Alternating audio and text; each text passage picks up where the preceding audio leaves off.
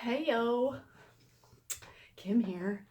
Okay, so I wanted to let you know that I do recommend this attachment piece on your blow dryer. If you're using this, your hair is just gonna fly, and this on the end gives you more control, I think, than when you're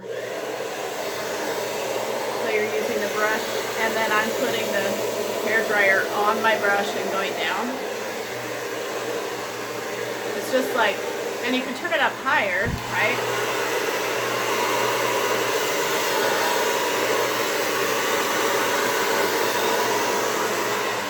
I really think that's how you get the straightened looked, the straight look with this attachment piece, and then you're not getting the flyaways.